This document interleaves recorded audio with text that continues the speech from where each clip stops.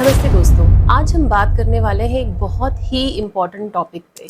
Diabetes यानी कि मधुमेह का हमारी स्किन पर असर कैसे दिखाई देता है। बहुत से लोग सोचते हैं कि डायबिटीज़ केवल शुगर की बीमारी है, लेकिन सच बात यह है कि अनकंट्रोल्ड डायबिटीज़ शरीर के सारे अंगों को प्रभावित कर सकती है और त्वचा भी इसका एक उतना ही इम्पॉर्टेंट हिस्सा है। कई बार त्वचा पर दिखने वाले बदलाव शरीर में बढ़ी हुई शुगर का सबसे पहला संकेत होते हैं। तो आज हम जानेंगे कि डायबिटीज से हमारी त्वचा पर क्या क्या बदलाव दिख सकते हैं, कौन कौन से लक्षण वार्निंग साइंस हो सकते हैं और हम कैसे अपनी स्किन को सेफ रख सकते हैं। जब शरीर में ब्लड शुगर लंबे समय तक बढ़ी रहती है तो ब्लड का सर्कुलेशन अफेक्ट होता है, हमारी बॉडी की इम्यूनिटी वीक हो जाती है, नर्व्स भी अफेक्ट होती हैं और हमारी त्वचा की हीलिंग कैपेसिटी धीरे धीरे स्लो हो जाती है। इसकी वजह से हमारी स्किन में इन्फेक्शंस के चांस बढ़ जाते हैं, हमारी स्किन ड्राई होती है, इचिंग हो सकती है और इसके अलावा भी अलग अलग तरह के पिगमेंटरी चेंजेस हमारी स्किन में देखने को मिल सकते हैं। सबसे पहला एक बहुत कॉमन लक्षण है कि हमारी स्किन में खुजली और ड्राइनेस होती है। बहुत से डायबिटीज के पेशेंट्स कहते हैं कि मेरी स्किन बहुत सूखी रहती है, बार बार खुजली होती है। इसका मेन कारण हाई ब्लड शुगर होता है। स्किन ड्राई होती है, ड्राई स्किन में क्रैक्स बनते हैं, उनमें इन्फेक्शन का खतरा भी बहुत बढ़ जाता है। इसलिए डायबिटीज के पेशेंट्स को अपनी बॉडी को मॉइस्चराइज करना बहुत जरूरी है। इसके लिए बाहर से एक्सटर्नली मॉइस्चराइजर लगाना बहुत जरूरी है। दूसरी इंपॉर्टेंट बात है इन्फेक्शंस की, चाहे वो फंगल इन्फेक्शन हो चाहे बैक्टीरियल इन्फेक्शन हो। डायबिटीज के पेशेंट्स में ये दोनों ही इन्फेक्शन ज्यादा देखने को मिलती है। ये इन्फेक्शंस आपकी लेग्स के बीच में हो सकती हैं, बगल में, अंडर आर्म में हो सकती हैं। फीमेल्स में इवन विजाइनल फंगल इन्फेक्शंस, जिसे हम कैंडिडा इन्फेक्शन कहते हैं, वो भी बहुत कॉमनली देखने को मिलती है। अगर बार बार आपको फंगल इन्फेक्शन हो रहे हैं तो एक बार आपको अपनी ब्लड शुगर की जांच जरूर करा लेनी चाहिए। इसी तरह बार बार फोड़े फुंसियों का होना, बार बार बॉयल्स होना, पस से भरे हुए दाने होना, जो कि दर्द वाले भी हो सकते हैं, जिसके साथ साथ आपको बुखार भी आ सकता है, ये भी अनकंट्रोल्ड डायबिटीज का एक संकेत हो सकता है।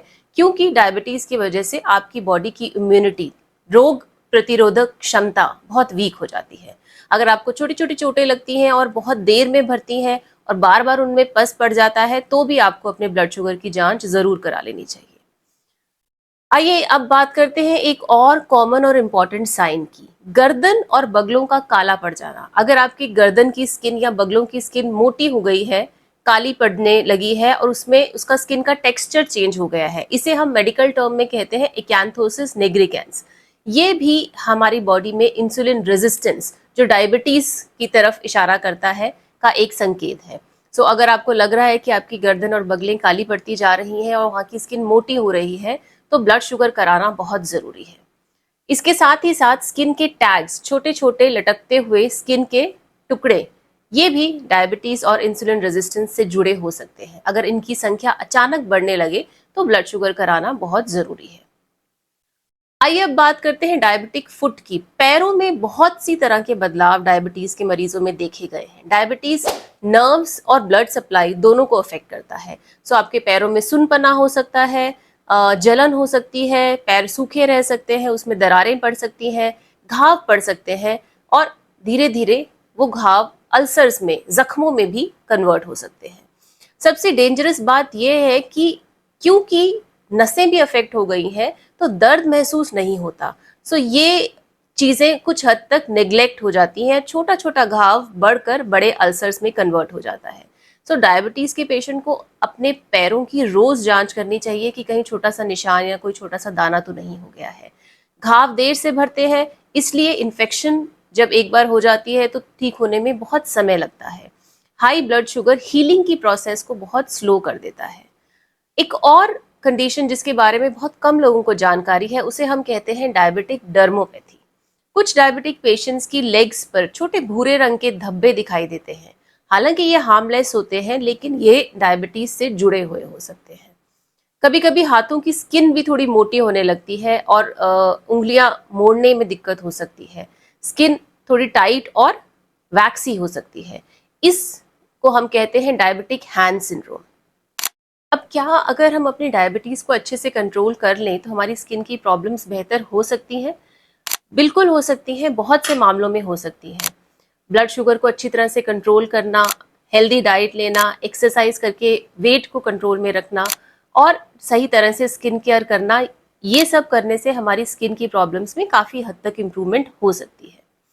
कुछ इंपॉर्टेंट बातें जो डायबिटीज़ के पेशेंट्स को ज़रूर ध्यान में रखनी चाहिए, उन्हें रोज़ाना मॉइस्चराइज़र लगाना चाहिए।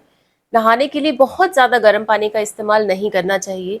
कोशिश करके स्किन के फोल्ड्स को ड्राई रखना चाहिए, क्योंकि इन्हीं फोल्ड्स में आमतौर पर फंगल और बैक्टीरियल इन्फेक्शंस होती हैं।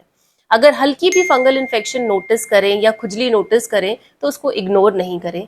पैरों की रोज़ाना जांच करें, देखें कि कोई जख्म या कोई चोट का निशान तो नहीं है।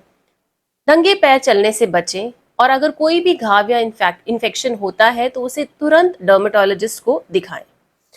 सो फ्रेंड्स, हमारी स्किन कई बार हमारे शरीर के अंदर की बीमारियों का पहला संकेत देती है, तो इन्हें इग्नोर नहीं करना हमारे लिए बहुत ज़रूरी है। अगर हम अपनी डायबिटीज़ को जल्द से जल्द आइडेंटिफाई करके उसका ट्रीटमेंट शुरू कर लेंगे, अपने लाइफस्टाइल को मॉडिफाई कर लेंगे, तो हम ये लॉन्ग टाइम में होने वाली स्किन की प्रॉब्लम्स और बहुत सारी और डायबिटीज़ रिलेटेड प्रॉब्लम्स को कंट्रोल कर सकते हैं। अगर आप और इस तरह की जानकारी चाहते हैं तो हमारे चैनल को ज़रूर सब्सक्राइब करें, और अगर आपके कुछ सवाल हैं डायबिटीज़ से रिलेटेड या स्किन से रिलेटेड तो हमें कमेंट्स में ज़रूर बताइए। Thank you.